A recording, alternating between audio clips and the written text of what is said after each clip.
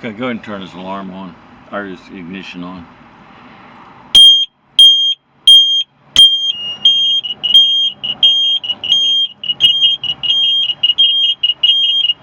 And his gas gauge is climbing, quarter.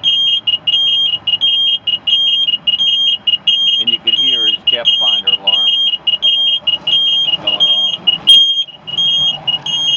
Go ahead and try to turn it over.